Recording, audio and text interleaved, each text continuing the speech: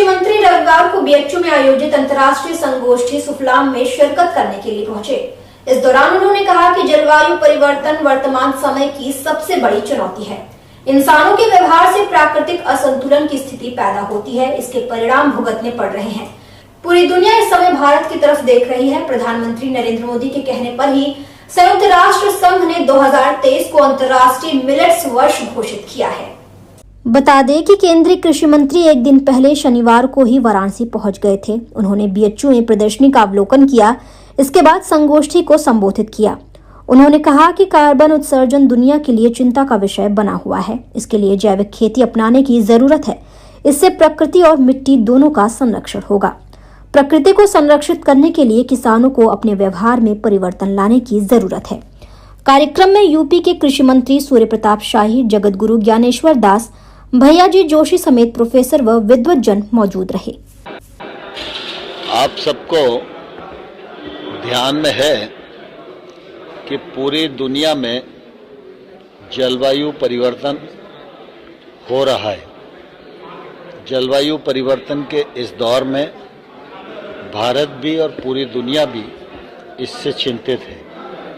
हम सब इस बात को भलीभांति जानते हैं कि प्राकृतिक संतुलन यही ऐसी समस्याओं से समाधान दे सकता है। भारतीय दर्शन में यह मान्यता है कि प्रकृति का संरक्षण और प्रकृति की सुरक्षा और प्रकृति के दोहन तक ही हमें सीमित रहना चाहिए। जब इससे आगे मनुष्य और समाज बढ़ता है तो असंतुलन और विकृतियां पैदा होती हैं, जो जलवायु परिवर्तन जैसे दौर को जन्म देती है।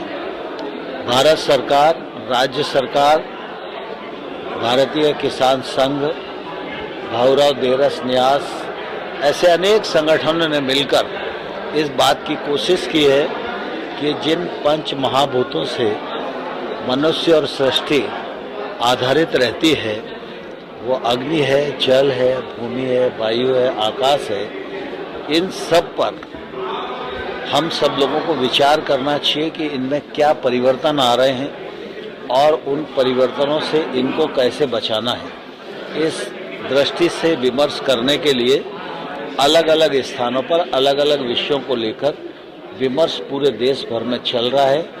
आज यहाँ पर सुफलाम के अंतर्गत पृथ्वी तत्व पर विचार हो रहा है। इससे पूर्व भी 12 स्थानों पर इसकी संगोष्ठियाँ हो चुकी हैं।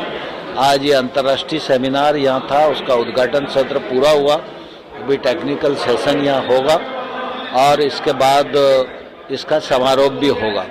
और इसके बाद इस सारे विमर्श को दिल्ली में एक कार्यक्रम करके, एक पेपर तैयार करके रखा जाएगा, जिसको सरकारें और समाज अवलंबन करे, जिससे कि हम समाधान दे सकें। आज हम सबके लिए सौभाग्य की बात है, भारत की ताकत पूरे देश दुनिया में बढ़ रही है, भारत की साख बढ़ रही है, इसलिए दुनिया की भी अपेक्षा हम सब लोगों से बहुत है और भारतीय दर्शन उस अपेक्षा के अनुरूप समाधान देने में सक्षम है।